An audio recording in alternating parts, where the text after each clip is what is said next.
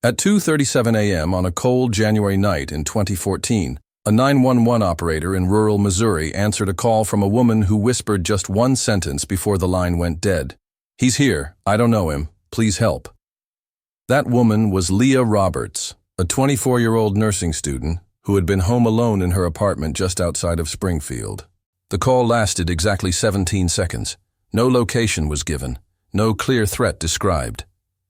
And yet, by morning, Leah would be missing, her apartment unlocked, her car in the driveway, and her cell phone left charging on the kitchen counter. She was never seen again.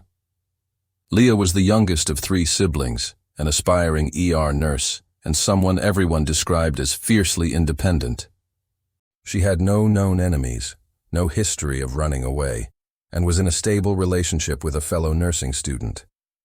Her apartment was in a quiet area, 10 minutes from campus. She worked nights at a diner and had just finished her shift at 11:45 p.m. She called her boyfriend around midnight, telling him she'd made it home safely and was going to crash early. There were no signs of distress in her voice, and she even joked about their weekend plans. What makes Leah's disappearance even more disturbing is that the 911 call was never traced, despite originating from her registered phone. The local cell tower logged the ping, but the exact location couldn't be triangulated due to network interference in the area, caused by a winter storm. Even more troubling, the recording of the 911 call was later found to have a 4-second static gap, as if something had been deleted or corrupted.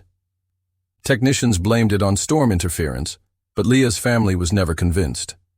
When police arrived at her apartment the next morning for a welfare check, they found the door slightly ajar, but there was no sign of a break-in. Leah's phone was still plugged in, her purse and keys on the counter, and her coat hanging by the door. Nothing had been taken. Her bed was untouched. A cup of tea had gone cold on the coffee table, and her laptop was open on a paused YouTube video. There was no sign of struggle. It was as if she had vanished mid-thought or mid-sentence. 2 neighbors later reported hearing what they thought was a scream around 2:45 a.m., followed by the sound of a car engine, but neither looked out their windows. Another neighbor claimed they saw a dark SUV parked in front of Leah's apartment around 2:30 a.m. with its headlights off. No one in the complex owned such a vehicle, and it was gone by dawn. Surveillance footage from the nearby street showed no cars matching that description, leading investigators to believe the SUV had either stolen plates or was deliberately avoiding cameras. Police searched a 10-mile radius for signs of Leah. They used helicopters, K9 units, divers for nearby creeks. Nothing. Her boyfriend was interrogated for hours but cleared by alibi and phone records.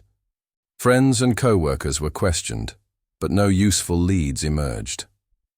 Her ex-boyfriend, with whom she had broken up 2 years prior due to emotional abuse, was briefly considered a suspect. But he lived over 200 miles away and had security footage to prove he was at work that night. The case quickly grew cold.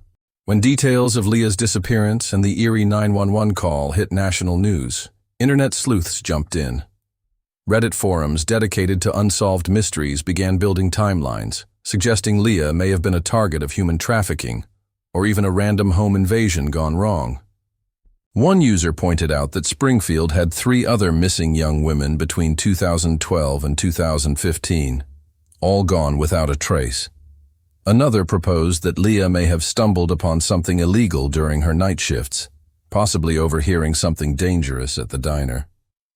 The theories grew wild, but none brought Leah home. In 2019, 5 years after Leah's disappearance, her sister received an anonymous postcard from New Mexico with nothing but her name, a Bible verse, and a photo of a woman who looked shockingly like Leah, but older, thinner, and clearly distressed. The local police investigated, but handwriting analysis and image forensics were inconclusive. The postcard had no fingerprints. DNA from the stamp was too degraded to test. Some believed it was a cruel hoax. Others still think it was Leah reaching out, from captivity or hiding. Multiple theories still surround Leah's disappearance. Stalker abduction. Some believe Leah may have been followed home from work. A stalker could have waited until lights were out and entered quietly, perhaps disabling her phone and taking her while she was in shock. Police cover-up. A dark theory suggests someone with access to law enforcement systems may have been involved, especially since the 911 call couldn't be traced and was partially corrupted. Voluntary escape. A few still argue Leah may have staged her own disappearance to escape something unknown. But why leave her phone, her ID, and everything behind, with no trace? It's been over a decade, no body, no proof of life. Just a 911 call, 17 seconds long, that sounded like a cry for help. And then, nothing. Leah's mother still leaves her porch light on every night, just in case. And every year on January 15th, they replay that call on the local radio, hoping someone, somewhere, will recognize the voice in the background or finally come forward. So we ask you, what do you think happened to Leah Roberts? Was this a crime of opportunity or a carefully planned abduction? Comment your theory below. This is Dark Hour Files, where the truth is often hidden, just beyond the silence. In 2011, a 26-year-old woman named Maria Lopez made a panicked call to 911 in El Paso, Texas. Barely audible over her trembling breath, she whispered a name. "It's Javier. He found me." The operator asked her location. Maria whispered, "San Isidro Avenue," followed by a heavy thud and the sound of breaking glass. The call disconnected. By the time police arrived, just 12 minutes later, the apartment was empty, the door wide open, and a glass vase shattered near the entryway. Maria was gone. Forever. Maria had previously filed 2 restraining orders against her ex-boyfriend Javier Mendez, a former Marine with PTSD and a history of domestic violence. She had moved apartments twice in the past year and changed her phone number 3 times. But somehow, he had found her again. The strange part? Javier was already under surveillance by local police due to another domestic complaint, and GPS data placed him over 50 miles away at the time of the 911 call. The apartment showed no fingerprints, no blood, no signs of forced entry. Maria's purse, phone, and laptop were untouched.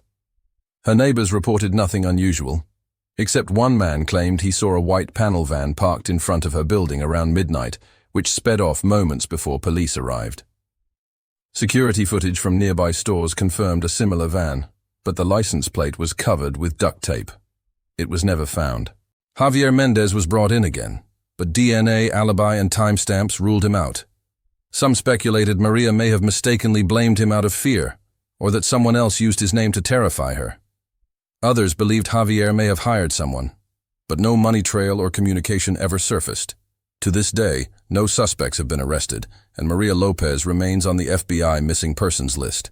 Just like Leah Roberts, Maria Lopez made one final desperate call and was never heard from again.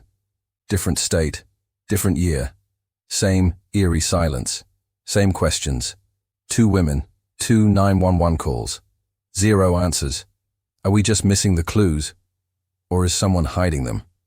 And while Leah's 17-second 911 call remains one of the most disturbing in modern history, it's not the only one. In fact, just 3 years earlier, in another part of the country, another woman whispered a name and disappeared. This is the story of Maria Lopez. Which case haunts you more, Leah's or Maria's? Or do you think they're connected somehow?